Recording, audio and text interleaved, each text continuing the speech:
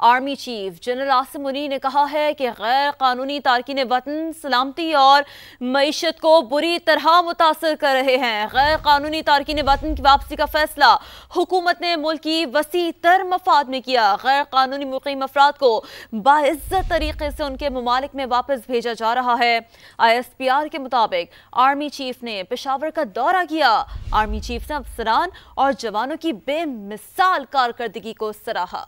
Army chief ने कहा कि कामयाबी पाकिस्तान का मुकद्दर है, खून के आखिरी कतरे तक मुल्क की हिफाजत करेंगे। पाक फौज मादरे वतन के एक एक इंच की हिफाजत का फरीजा अदा करती रहेगी। अमन व इस्तेहकाम के लिए दुश्मनों के अज़ाइम को जाम हिकमत अमली से नाकाम बना रहे हैं। माहिर अमूर कौमी सलामती सैयद मोहम्मद अली हमारे साथ मौजूद हैं। सैयद मोहम्मद अली साहब, अस्सलाम वालेकुम, बहुत शुक्रिया आपके वक्त के लिए। एक इंतहाई अहम खिताब और इसमें तमाम जो अपनी हिकमत अमली है जो अब आने वाले दिनों में किया जा रहा है उसको वाज़ेह तौर पर बता दिया गया है।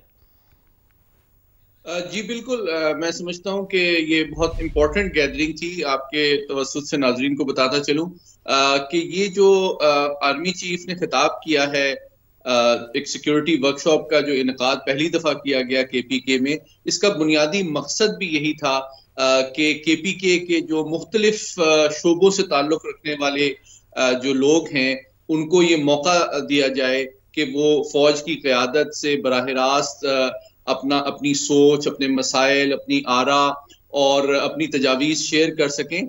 और इस मौके पे जो आर्मी चीफ ने खिताब किया उसके जो 3 अहम तरीन नुकात हैं वो फौज की क़यादत की जो मौजूदा हिकमत अमली और सोच है उसकी तर्जुमानी करते हैं। जिसका पहला पहलू सबसे इम्पोर्टेंट ये है कि देखें, पाकिस्तान के जो रवायती सलामती के मसाइल हैं या टेररिज्म के हवाले से जो खतरात हैं या सियासी और माशी जो तरक्की के अहदाफ हैं, उन सब को अबूर और तय करने के लिए ज़रूरी है कि अफवाज और पाकिस्तान की जो अवाम है वो मिलकर काम करें और आपस में कोई गलत फहमी या खलीज ना हायल होने दें। तो मैं समझता हूं कि ये बहुत इंपॉर्टेंट मैसेज इसलिए था कि आप देखें कि KPK का सूबा सबसे ज्यादा दहशतगर्दी से मुतासर रहा है।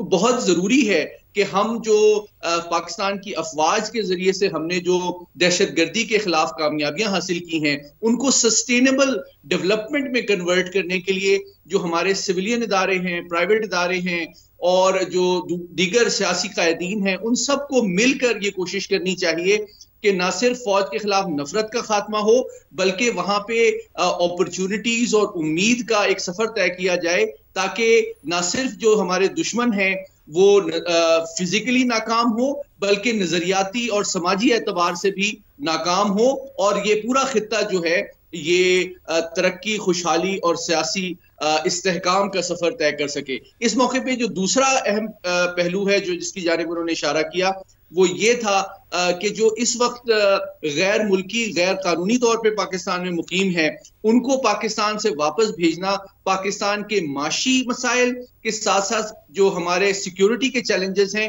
उनको डील करने के लिए बहुत जरूरी है। इसलिए इसके लिए एक जामिया हिकमत अमली बनाई गई है और उसके तहत इन तमाम लोगों को एक प्रोसेस के जरिए एहतराम और कवानीन के तहत वापस भेजा जा और किसी के साथ कोई नाइंसाफी नहीं की जा रही। इसी मौके पे मैं रेलेवेंट बात करता चलूं कि देखिए, बलूचिस्तान में भी आज एक बहुत बड़े जिरगे का एहतमाम किया गया जिसमें 150 से ज्यादा अमायदीन ने और वजीर आला और दीगर वज़रा ने शिरकत की, जो कि मैं समझता हूं इसी आर्मी चीफ की जो सोच है और विजडम है उसकी अक्कासी करती है कि हमने इस मुल्क के सिक्योरिटी, तरक्की, खुशहाली, सियासी, समाजी तमाम चैलेंजेस का मिलकर एक इंक्लूसिव और होल ऑफ नेशन अप्रोच के तहत मुकाबला करना है। बिल्कुल, ये बलूचिस्तान में जिरगे का इनेकाद हो, पेशावर का दौरा हो, बिल्कुल दुरुस्त कहा आपने। बहुत ही अहम इस पर जो है हिकमत अमली एक हम देख पा रहे हैं कि दूरस नताइज भी इसके हमें मिलते हुए नज़र आ रहे हैं। इस पर क्या कमेंट करेंगे आप कि बिलखुसूस इस बात को कहने में कोई कबाहट नहीं है कि दहाइयों तक पाकिस्तान जो है वो मेज़बानी के जो तमाम तर फ़राइज़ है वो सर अंजाम देता रहा है, लेकिन ऐसे में जब तारकीन वतन को वापस भेजा जा रहा है और इसमें एक जैसे कि आपने ख़ित्ते में अमन-ओ-अमान के क़याम की बात की है, तो बहुत सारे स्टैट्स ये बताते हैं कि अफ़गानिस्तान में मौजूद अमरीकी जो असलहा है वो पाकिस्तान में दुश्मनी के लिए इस्तेमाल होता रहा है। इस पर क्या कमेंट करेंगे? बिल्कुल बहुत अहम मामला है कि पाकिस्तान की जो नेशनल और इंटरनल सिक्योरिटी है उसको 3 चैलेंजेस इस वक्त बड़े दरपेश हैं।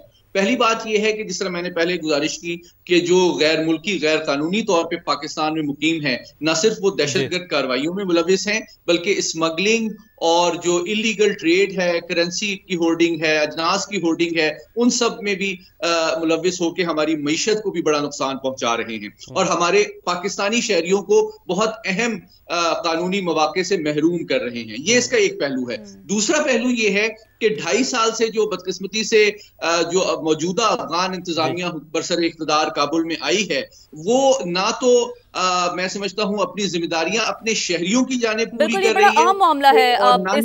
इसी अहम मामले पर बिल्कुल ये आप सही कह रहे हैं, ये बड़ा अहम मामला है और बहुत शुक्रिया। तफसीली तौर पर आपने खित्ते में अमन अमान की क्या सूरत हाल है इस हवाले से भी आपने अपना एनालिसिस समा के नाज़रीन के सामने रखा और बिलखुसूस जो बलूचिस्तान में जिरगे का इनेकाद किया गया है एक बहुत बड़ी मिसाल है। दौरा आर्मी चीफ की भी इस हवाले से जो एक दूरस हिकमत अमली है उसकी आकाश है। मैं जी बिल्कुल सैयद मोहम्मद अली साहब ने जैसा कि कहा कि आर्मी चीफ का जो विजन है कि सिक्योरिटी है, मुल्क की सिक्योरिटी मसाइल हैं, उनको मुकम्मल तौर पर हमें हल करना है और मुल्क को तरक्की की जो राह पर है उस पर गामजन करना है, मुल्क को खुशहाली की जानिब लेकर जाना है। जो माशी मसाइल हैं, आज मुल्क माशी दलदल में धंस चुका है, इस दलदल से भी अब मुल्क को निकालना है। तो इसी हवाले से कई अहम फैसले किए गए हैं और इन्हीं अहम फैसलों के तनाजुर में एक अहम खिताब भी किया गया है और वाज़ेह कर दी गई तमाम जो हिकमत अमली है, तमाम जो पॉलिसी है कि किस तरीके से अब आगे बढ़ा जाएगा।